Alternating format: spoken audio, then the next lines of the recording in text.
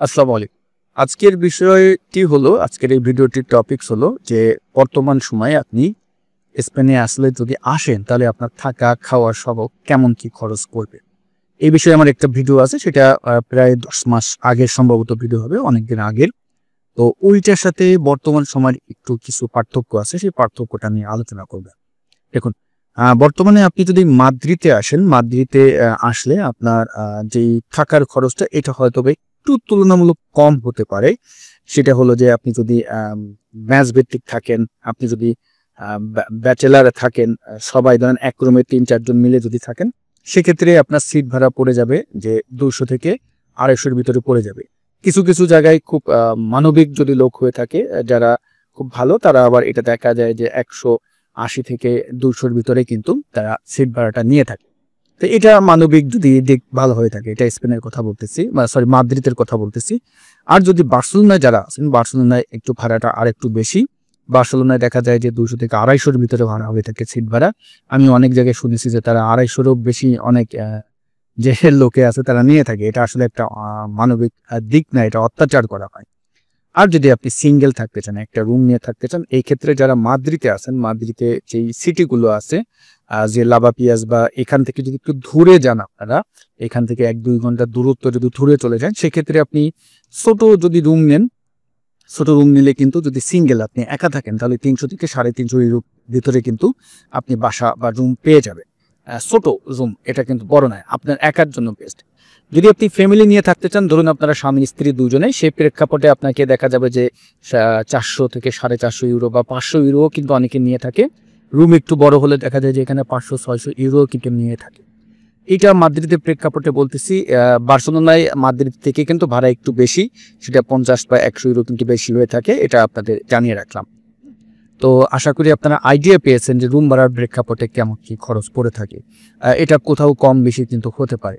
এরপরে যদি খাবার খরচের কথা বলি, দেখুন খাবার খরচ মোটামুটি সব জায়গায় সমান। একজন আপনি যদি ব্যাচেলার একা যদি রান্নাবান্না করে থাকেন, আমার মনে হয় না যে ১০০ থেকে ১৫০ ইউরোর বেশি খরচ হবে। কারণ আমি একা থাকি, আমি জানি যে কেমন খরচ হয়। আমার আসলে ১০০ থেকে ১২৫ ইউরোর বেশি খরচ হয় না। আমি খুব ভালোই খাই, একদম খারাপ খাই না। মোটামুটি ভালোই খাই। আমার ১২৫ এরকমই কিন্তু খরচ হয়। যদি আপনি মেস ভিত্তিক থাকেন, সেক্ষেত্রেও দেখা যায় যে আপনি হয়তোবা ২ বেলা খাবেন।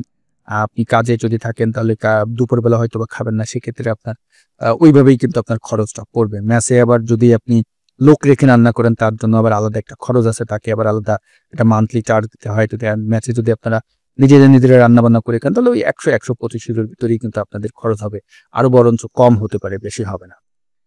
অনেকেরই আছে দেখা যায় যে সেক্ষেত্রে খরচটা, খাবার খরচ অনেকের যে ১৫০ এর বেশি হয়ে যায়, সেইটা আলাদা বিষয়। তারা হয়তোবা ভিআইপি অনেক ভালো লেভেলের খায়, এজন্য তাদের খরচটা বেশি পড়ে যায়। খাবারে আসলে বেশি খরচ হয় না যদি আপনারা হিসাব করে চলেন। মেস ভিত্তিক চললে, হিসাব করে চললে এত বেশি খরচ হয় না। এরপরে যেটা হয়, যারা আপনারা শহর পর্যায়ে, সিটি পর্যায়ে আছেন, তাদের কিন্তু দেখা যায় যে বাস কার্ড, মেট্রো কার্ড করতে হয়। এইটা আপনাদের দেখা যায় অতিরিক্ত আরো ২২ থেকে ২৩ ইউরো কিন্তু এখানে আপনার একটা খরচ আছে যদি মেট্রো কার্ডটা করেন। তো সেই প্রেক্ষাপটে দেখা যাবে যে এটা আপনাদের আরো প্লাস করতে হবে। ২২-২৩ ইউরো কিন্তু আপনাকে প্লাস করতে হবে। এরপরে দেখা যায় যে আপনি বাইরে গেলেন, যাদের সিগারেটের খাওয়ার নেশা-টেশা আছে, এইগুলো আসলে আলাদা বিষয়। এগুলো আপনারা প্লাস মাইনাস করে দিবেন। এখানে আসলে তেমন কি খরচপাতি হয়। এখন টোটালে আপনারা প্লাস মাইনাস করে দেখতে পারেন যে আপনার আসলে খরচটা টোটালে কত হয়, এবং যারা আসবেন তারা কিন্তু এই সমস্ত চিন্তা ভাবনা করেই আসবেন। অনেকেই আছে যে এখানে এসে কিন্তু ১ম এই কাজ পাবেন না, তখন কিন্তু আপনাকে এই চিন্তা ভাবনা করেই আসতে হবে। প্রায় ৩-৪ মাসের খরচটা নিয়ে কিন্তু আসতে হবে। এখন প্লাস মাইনাস করে দেখবেন যে আপনার আসলে ৩-৪ মাস কেমন খরচ হতে পারে। যারা ফ্যামিলি আছেন তারাও কিন্তু এভাবে প্লাস মাইনাস করে কিন্তু আসবেন। আমার মনে হয় না যে খরচ কমবে, বরঞ্চ এর থেকে একটু বেশি হতে পারে। আমি যেটা বলছি যে এই রেশিওতে খরচ হিসাব করে আপনারা আসবেন। আশা করি আপনাদের সবকিছু ঠিকঠাক থাকবে। ৩-৪ মাসের খরচ নিয়ে আসবেন, এটা সবচেয়ে ভালো। তো আশা করি ভিডিওর টপিকসটা আপনাদের কাজে আসবে। আমি বর্তমান সময়ের বিষয় নিয়ে কথা বলতেছি। সামনে আরো এটা কম বেশি হতে পারে, পরিবর্তন হতে পারে।